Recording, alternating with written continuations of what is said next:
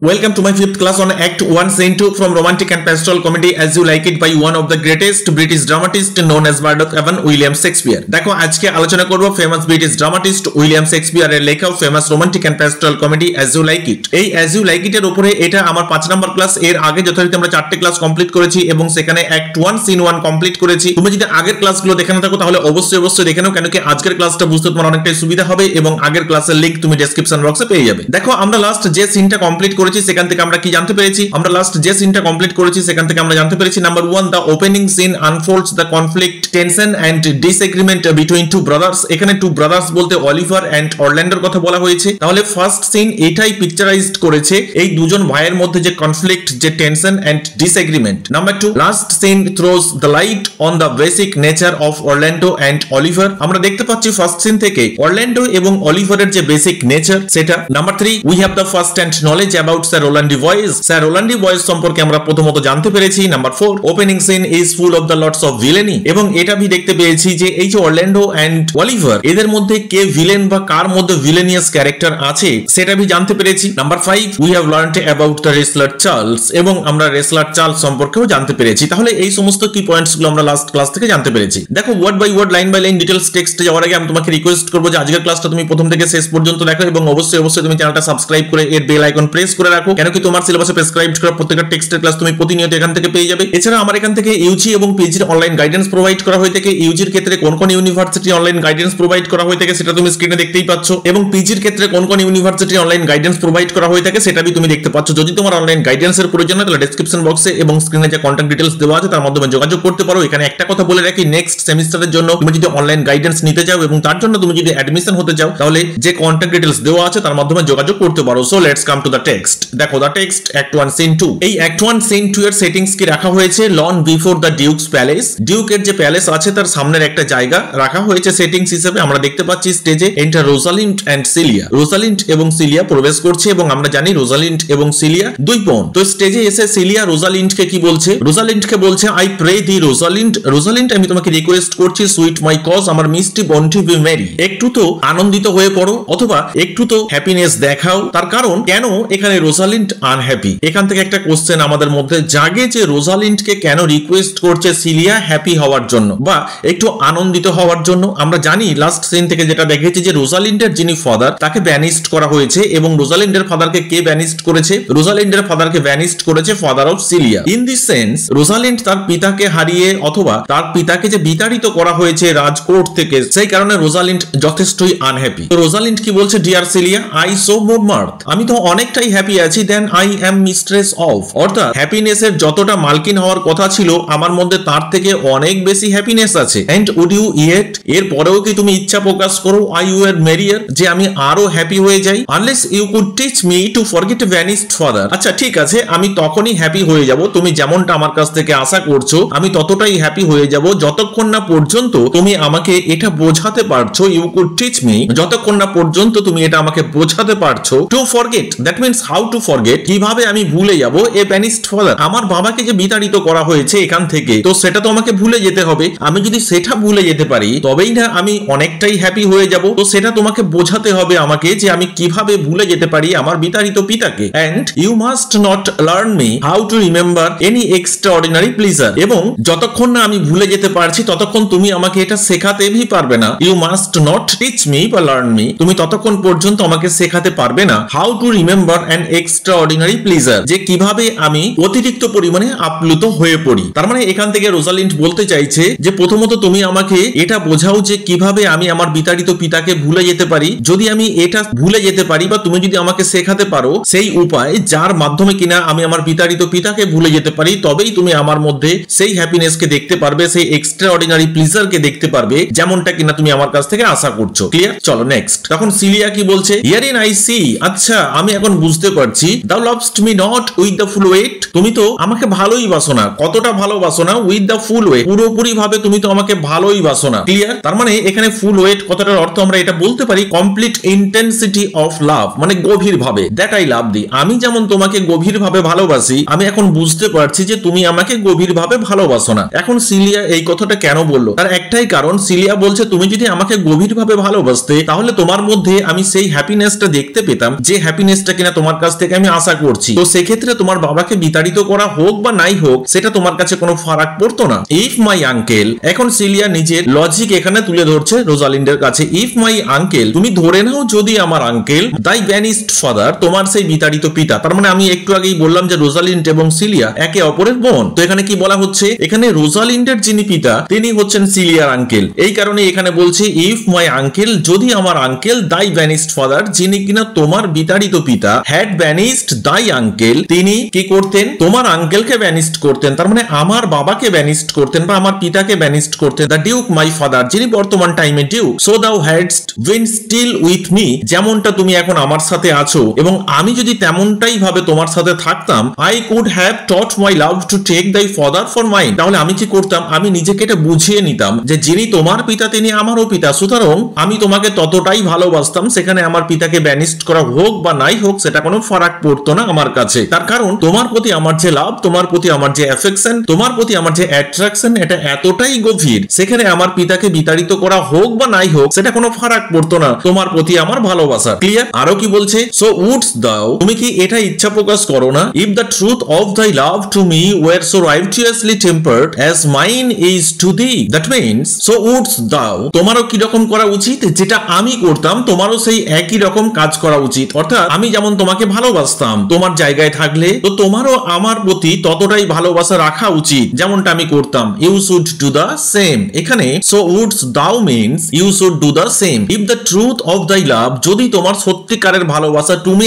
আমার প্রতি থাকে এবং সেই ভালোবাসাটা ওয়ার সো রাইটিয়াসলি টেম্পার্ড, এবং যদি সিনসিয়ার হয়ে থাকে এবং প্রপোর্শনেট হয়ে থাকে। এখানে রাইটিয়াসলি মিন্স আমরা কি বলতে পারি, rightly. As mine is to দি, যেমন তোমার প্রতি আছে আমার, তাহলে তুমি অবশ্যই আমার পিতাকে তোমার পিতা হিসাবে মেনে নিতে এবং তুমি কি করতে, অবশ্যই তুমি হ্যাপি হতে পারতে। তখন রোজালিন্ড কি বলছে, ওয়েল ঠিক আছে, I will forget the condition of my state, আমি পরিষ্কার ভাবে আমার এই যে মনের অবস্থা, আমি যে মেলানকলি মুডে আছি, আমি যে ডিপ্রেসড হয়ে আছি, এটা আমি ভুলে যাব। কেন ভুলে যাব, টু রিজয়েস ইন ইয়োর্স, তোমাকে হ্যাপি করার জন্য। টু রিজয়েস মিন্স আমরা কি বলতে পারি, টু বি হ্যাপি। তখন সিলিয়া কি বলছে, you know my father had no child, তুমি জানো যে আমার বাবার কোন রকম কোনো ছেলে পুলে আর নেই, বাট আই, শুধুমাত্র আমিই আছি, অর্থাৎ আমিই হচ্ছে আমার বাবার একমাত্র কন্যা সন্তান বা সন্তান। নর নান ইজ লাইক টু হ্যাভ, এবং আমার পিতার পরবর্তীকালে কোন রকম কোন সন্তান জন্মগ্রহণ করবে কিনা এ ব্যাপারে তো সন্দেহ আছে। দ্যাট মিন্স এখানে সিলিয়া পরিষ্কার বলতে চাইছে আমার বাবার একমাত্র সন্তান হচ্ছে আমি, এন্ড ট্রুলি, এবং সত্যিকারের, হোয়েন হি ডাইজ, যখন আমার বাবা মারা যাবেন,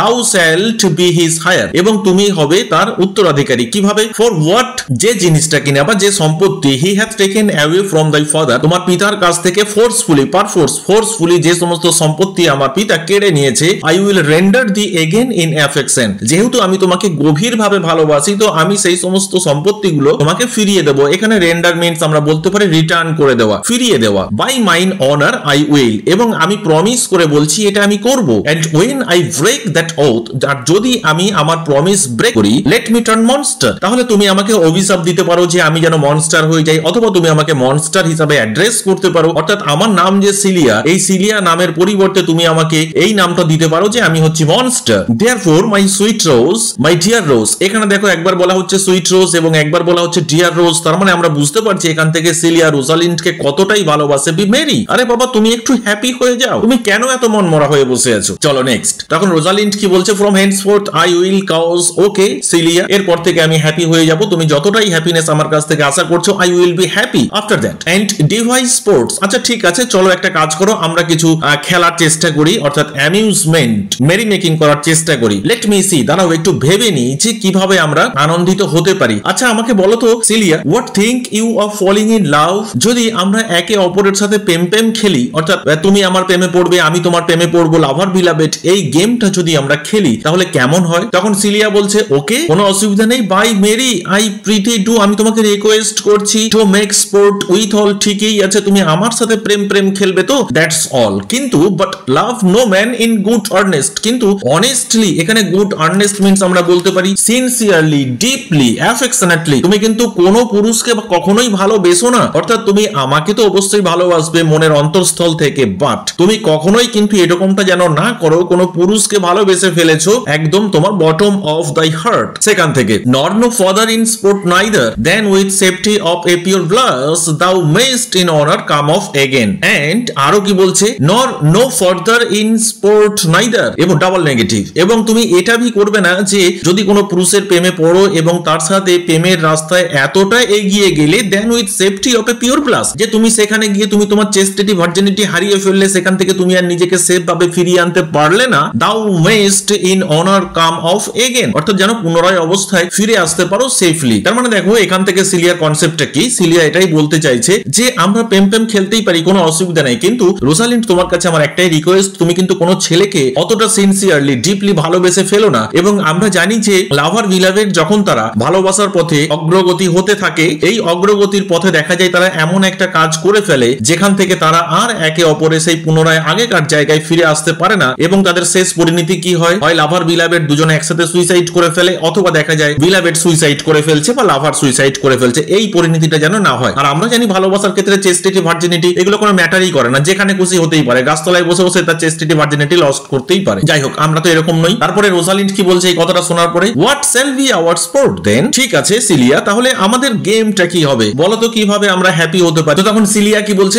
লেট আস সিট। আচ্ছা ঠিক আছে, চলো আমরা বসি and mock the good housewife Fortune. সিলিয়ার কাছে এই ফরচুন কিন্তু বেশ গুড, এবং ফরচুন ব্যস্ত থাকেন। এখানে ফরচুন হচ্ছেন গডেস গ্রিক মাইথোলজিতে। যেমন ধরো আমরা বাংলায় যদি বলে থাকি আমাদের মা লক্ষ্মী, তাহলে সিলিয়ার কাছে কিন্তু এই ফরচুন বেশ ফেভারিট। তার কারণ কি, এখানে দেখো বলা হচ্ছে আমরা এরপরে ফরচুনকে কি করব না, তাকে মক করব। কেন মক করব? কেন কি আমরা জানি এই ফরচুন এর চোখগুলো বাঁধা থাকে, ইনি হচ্ছেন ব্লাইন্ড। তো ইনি কি করেন, ইনি না দেখেই সবাইকে তার গিফটস গুলোকে বিলি করতে থাকেন। এবং সিলিয়া বলছে তিনি যে গিফটস গুলো দেন সেগুলো কিভাবে দেন, that her gifts may henceforth be bestowed equally. উনি ইকুয়ালি সবাইকে গিফট দিয়ে থাকেন। এখানে গিফট বলতে কি, এখানে গিফট বলতে ওয়েলথ, মানি, প্রসপারিটি, এই সমস্ত, যেমন মা লক্ষ্মী আমাদের দিয়ে থাকেন। তো এখানে সিলিয়া কি বলছে, good house wife fortune from her wheel. এখানে দেখো এই যে ছবিতে তুমি দেখতে পাচ্ছ এই যে ওয়েলটা আছে, এর মাঝখানে দাঁড়িয়ে কে আছেন, এর সেন্টারে দাঁড়িয়ে আছেন আমাদের গডেস ফরচুন। উনি কি করেন, উনি এই ওয়েলটাকে ঘোরাতে থাকেন, এবং যখন উনি এই ওয়েলটাকে ঘোরান তখন উনি কি করেন, তখন উনি আমাদের এই পৃথিবীর সবাইকে তার যে গিফটস, ওয়েলথ, মানি, প্রসপারিটি এগুলো দিতে থাকেন। এবং অ্যাকর্ডিং টু সিলিয়া উনি কিভাবে দেন, উনি সবাইকে ইকুয়ালি দেন। তার মানে সিলিয়ার কাছে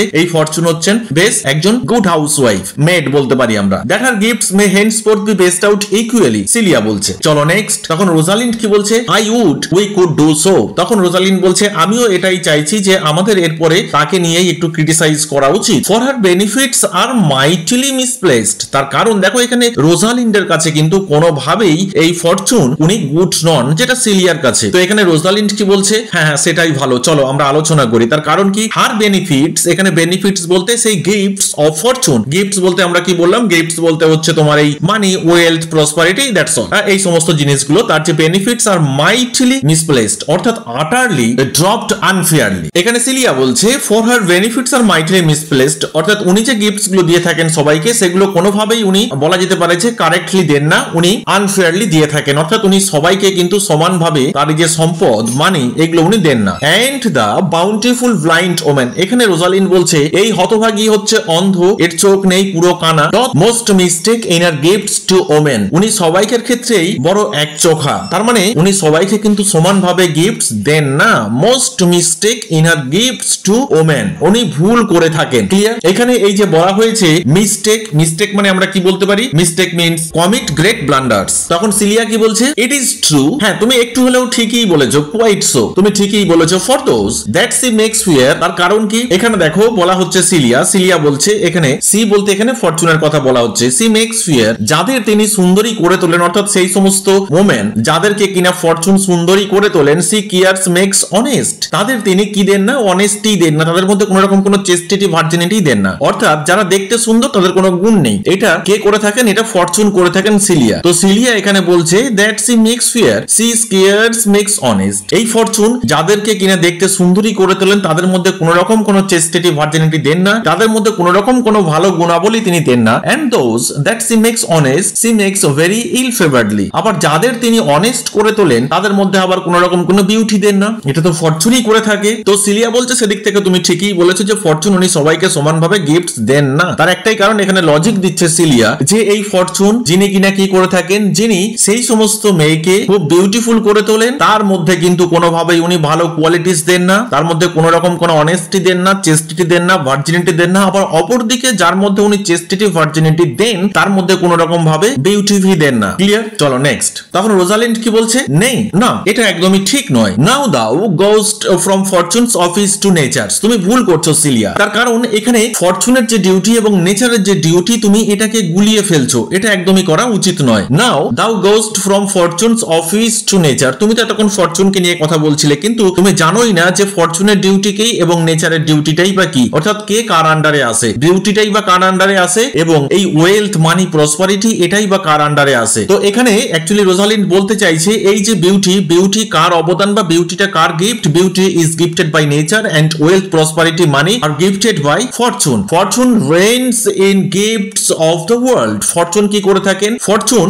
সবাইকে গিফট দিয়ে থাকেন। এখানে কি গিফট দিয়ে থাকেন? ফরচুনের একটাই কাজ, তিনি হচ্ছেন মানি প্রসপারিটি পজিশন এই সমস্ত কিছু দিয়ে থাকেন। তিনি কোনোভাবেই বিউটির গডেস নন, অর্থাৎ কোনো মহিলা যদি দেখতে সুন্দরী হয়ে থাকেন তাহলে সেখানে কিন্তু কোনোভাবেই ফরচুনের অবদান আছে এটা বলা যায় না, not in the lineaments of nature. আবার অপরদিকে এই যে বিউটি এটা কার গিফট? এটা নেচারের গিফট। এখানে লিনিয়ামেন্ট বলতে আমরা কি বলতে পারি? Beauty, bodily charm. সুতরাং এই যে বডিলি চার্ম বা বিউটি এটা কার দান বা কার অবদান? এটা হচ্ছে নেচারের অবদান। তখন সিলিয়া কি বলছে? No, when nature hath made a fair creature, যখন একটা নেচার তিনি কি করেন? একটা ফেয়ারফুল ক্রিয়েচারকে সৃষ্টি করেন। May she not by fortune, এখানে নট বাই ফরচুন মিন্স আমরা বলতে পারি unfortunately fall into the fire. ধরে নাও যে নেচার কোনো মেয়েকে সে বিউটিফুল করে তুললো, কিন্তু সেই বিউটিফুল লেডি তিনি কি করেন? তিনি আনফরচুনেটলি নিজের যে ভার্জিনিটি চেস্টিটি সেটাকে তো স্পয়েল করে ফেলতেই পারেন। তাহলে এখানে দেখো ফরচুনের তো একটা অবদান আছেই, তাই না? যদি ফরচুন তাকে ফেভার না করে থাকেন তাহলে তার বিউটির কোনো মূল্যই থাকে না। এদিক থেকে সেলিয়া বলছে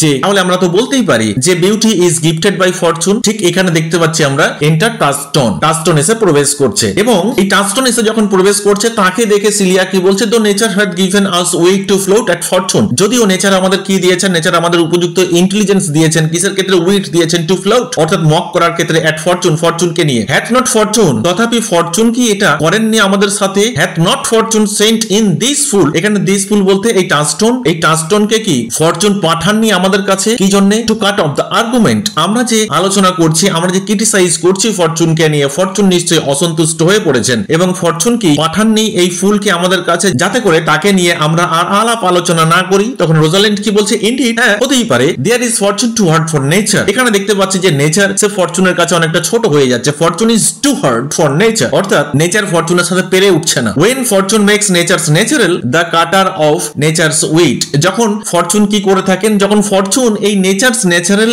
অর্থাৎ এই টাচস্টোনকে পাঠিয়ে থাকেন দ্য কাটার অফ, কাটার হিসেবে অফ নেচারস উইট, অর্থাৎ এই নেচার আমাদের মধ্যে কি দিয়েছেন? এই বুদ্ধিমত্তা দিয়েছেন, যে বুদ্ধিমত্তা দিয়ে কিনা আমরা কি করছি? এই ফরচুনের ক্রিটিসাইজ করছি। সুতরাং এই ফরচুন উনি কি করছেন? এই নেচারস ন্যাচারালকে আমাদের কাছে পাঠাচ্ছেন অফ নেচারস উইট, যাতে করে আমাদের যে বুদ্ধিমত্তা সেটাকে কি করতে পারে? সেটাকে সে খর্ব করতে পারে। ক্লিয়ার? চলো নেক্সট। তখন সিলিয়া বলছে পার অ্যাডভেঞ্চার, পারহ্যাপস হতেই পারে, this is not Fortune's work neither. কিন্তু একটা কথা বলে রাখি, এটা কিন্তু ফরচুনের কোনো কাজেই নয়, বাট নেচারস, কিন্তু এটা নেচারের কাজ। তার কারণ কি? হু পারসিভ ইট। এখানে নেচারকে পার্সনিফাই করা হয়েছে। আমরা এতক্ষণ দেখছিলাম ফরচুনকেও পার্সনিফাই করা হচ্ছিল। তো সিলিয়া এখানে বলছে বাট নেচার কি করেছেন? হু পারসিভ ইট। এখানে পারসিভ ইট মিন্স হচ্ছে বুঝতে পারা। সে বুঝতে পেরেছে আওয়ার ন্যাচারাল উইট, অর্থাৎ আমাদের যে ইন্টেলিজেন্স গিফটেড বাই নেচার, আমাদের যে ন্যাচারাল বুদ্ধিমত্তা যেটা কিনা নেচারেরই দান, is too dull to reason of such goddess. এখানে নেচার বুঝতে পারছে যে আমাদের মধ্যে যে বুদ্ধিমত্তা দিয়েছে সেই বুদ্ধিমত্তা দিয়ে কখনোই এই গডেসের ক্রিটিসাইজ করা উচিত নয় বা ক্রিটিসাইজ করার উপযুক্ত নয়।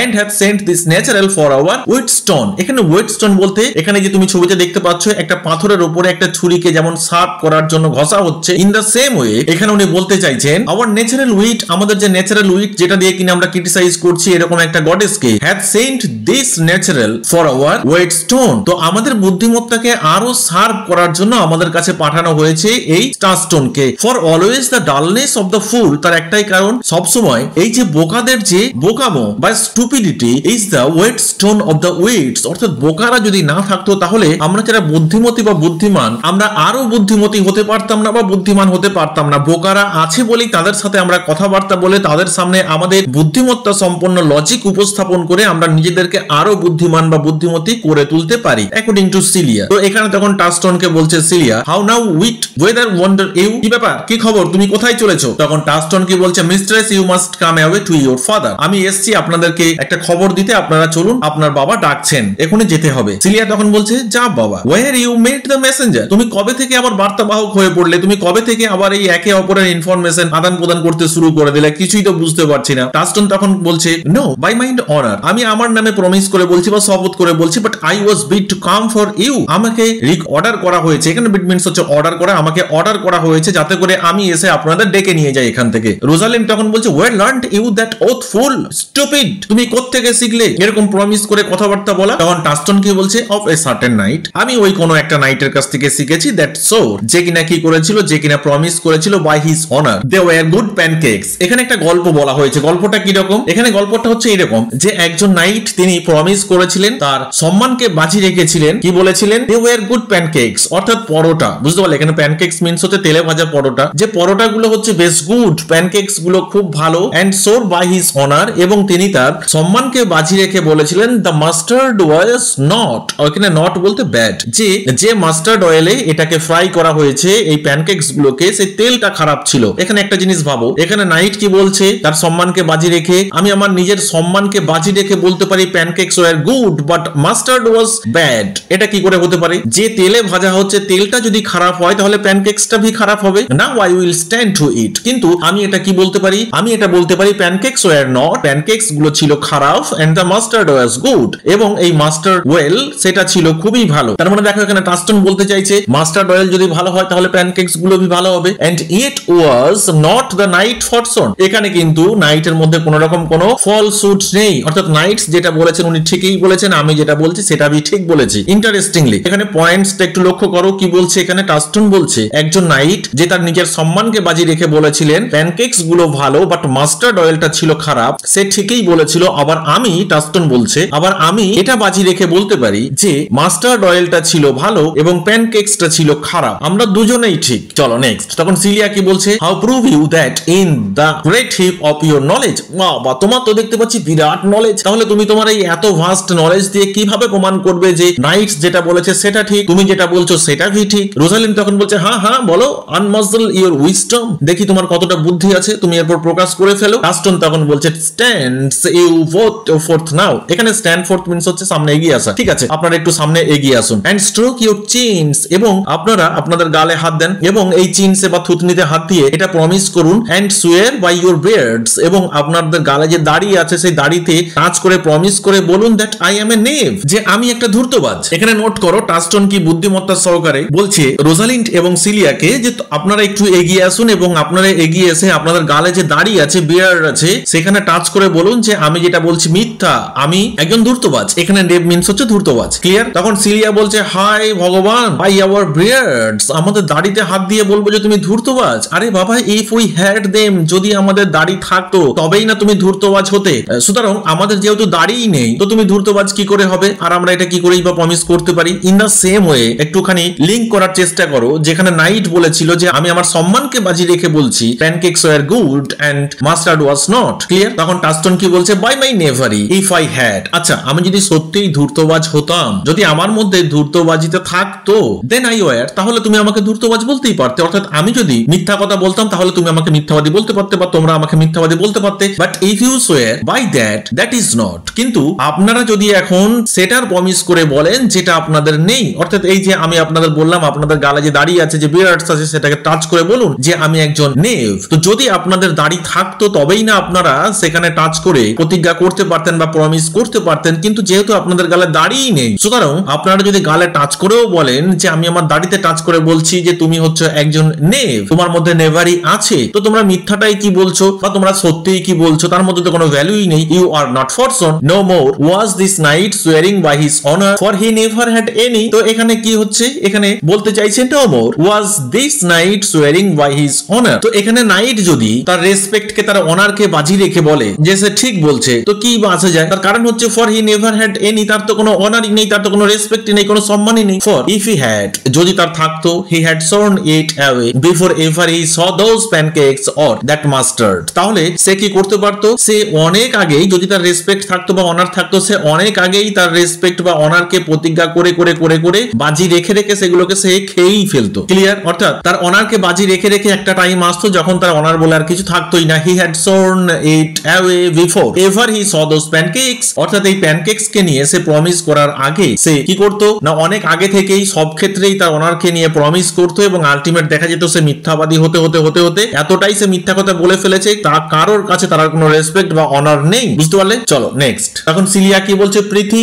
হু ইজ ইট দ্যাট দাও মিনস, আরে বাবা তুমি কার কথা বলতে চাইছো? তখন টাস্টন বলছে, ওয়ান দ্যাট ওল্ড ফেডারিক। কেন? আমি ওল্ড ফেডারিকের কথা বলতে চাইছি, ইওর ফাদার লাভস, যাকে কিনা আপনার বাবা খুবই ভালোবাসেন। সিলিয়া তখন বলছে, খবরদার, my father's love is enough to honour him, আমার বাবার ভালোবাসাটা যথেষ্ট তার প্রতি, সুতরাং সেটা অনেকটা রেসপেক্টেবল। এনাফ ইজ এনাফ, অনেক হয়েছে, speak no more of him, তুমি আর তার সম্পর্কে একটা কথাও বলবে না। আমার বাবা যে তাকে রেসপেক্ট দেয়, আমার বাবা যে তার ওনারকে রেসপেক্ট জানায়, এটা নিয়ে তুমি কিন্তু আর কোনো কথাই বলবে না। You will be whipped for taxation one of these days, এবং তুমি জানো তোমার আজকে কি হতে পারে, তুমি এই যে ক্রিটিসাইজ করছো না, ট্যাক্সেশন মিন্স হচ্ছে ক্রিটিসাইজ, তুমি ক্রিটিসাইজ করছো, এর জন্য তোমাকে কিন্তু হুইপড করা হতে পারে, তোমাকে পানিশমেন্ট দেওয়া হতে পারে। চলো নেক্সট। তখন টাস্টন কি বলছে, দ্য মোর পিটি, সব থেকে দুঃখের কথা কি জানো, that fools may not speak wisely, কখনোই বোকারা স্টুপিডরা বুদ্ধিমত্তা সহকারে কথা বলতে পারে না। তারা যদি নিজেদের একটু বুদ্ধি দেখাতে যায়, তখনই সঙ্গে সঙ্গে কি করা হয়, তাদেরকে দমিয়ে দেওয়া হয়। দ্যাট ওয়াইজ মেন ডু ফুলিশলি, আর যখন কোনো জ্ঞানী ব্যক্তি